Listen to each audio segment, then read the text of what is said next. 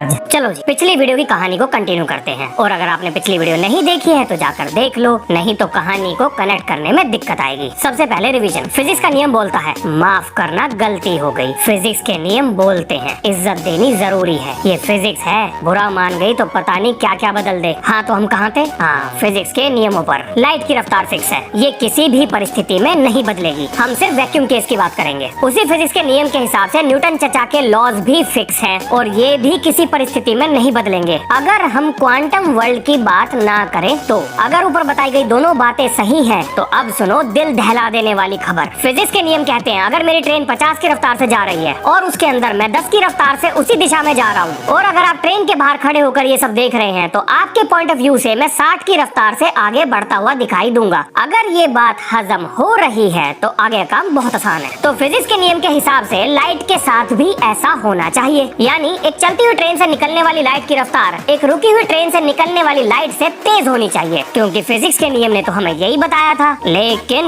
उसी फिजिक्स के नियम ने ये भी कहा कि लाइट की रफ्तार कभी नहीं बदलेगी है। यहाँ तो फिजिक्स के दो नियमों ने एक दूसरे पर बंदूक तान दी है। किसी एक को सही मानने पर दूसरा गलत हो जाएगा। ये थी वो समस्या जिसने दिया जन्म टाइम डायलेशन और लेंथ कॉन्ट्रैक्शन को। एल्बर्ट आइंस्टाइन को ये तो पता था कि फिजिक्स के ये दोनों नियम बिल्कुल ठीक हैं, लेकिन इन दोनों नियमों को एक साथ खुश रखना किसी पहाड़ को धकेलने जैसा मुश्किल काम था। फिर उन्होंने सोचा चलो क्यों ना न्यूटन के एक और नियम की बलि दे दें और उसकी बिरयानी बनाकर दोनों में बांट दें ताकि दोनों खुश हो जाएं। और वो नियम था न्यूटन चाचा का टाइम को एब्सोल्यूट बोलना, यानी टाइम एब्सोल्यूट नहीं है, वह आपके और मेरे नजरिए पर निर्भर करेगा, हमारे फ्रेम ऑफ रेफरेंस पर निर्भर करेगा। यानी इसका मतलब ये हुआ जो ट्रेन चल रही थी उसके लिए टाइम धीरे होगा, और ऐसा मानने पर दोनों ट्रेन के लिए लाइट की स्पीड सेम आ जाएगी। और फिजिक्स के दो नियम यानी न्यूटन चाचा वाले और माइकलसन मोरले के स्पीड ऑफ लाइट को फिक्स बताने वाले दोनों खुशी खुशी एक साथ पार्टी कर सकते हैं। अब अगर दो लोगों के लिए टाइम अलग अलग है तो उसमें कुछ अंतर भी होना चाहिए। हाँ जी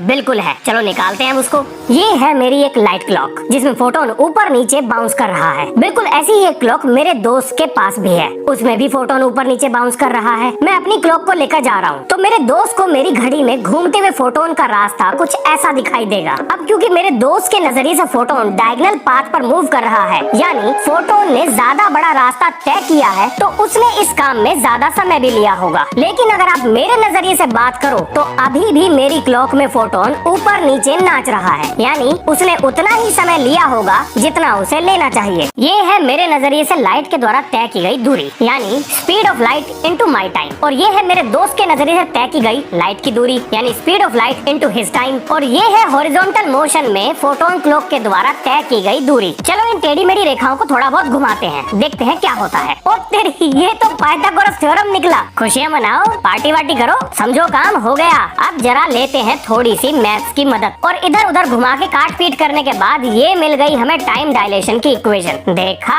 कितनी आसान थी, बिना मतलब हवा बना रखा। पर इसका असल लाइफ में बेनिफिट क्या है, और ब्लैक होल्स की ग्रेविटी लाइट को अपने अंदर कैसे खींच लेती है जबकि लाइट की रफ्तार तो सबसे तेज है। और ये सारी कंडीशन तो यूनिफॉर्म मोशन पे लागू होती हैं। क्या हो अगर यहाँ पर एक्सेलरेशन की एंट्री हो जाए? बाप रे बाप, कितना कुछ है जानने को। यही तो आइंस्टाइन की special theory of relativity accelerated motion पे लागू नहीं होती थी, जबकि असल दुनिया में चीजें एक्सेलरेट करती हैं। इसीलिए उन्होंने बाद में जर्नल थ्योरी ऑफ रिलेटिविटी का कॉन्सेप्ट दिया, जो अगर समझ में आ गई तो आपका दुनिया को देखने का नजरिया ही बदल जाएगा। चलो बताता हूँ। उसे बताने से पहले एक वैधानिक चेतावनी, बहुत से लोगों के होश उड़ने वाले हैं। चलो शुरू करते हैं।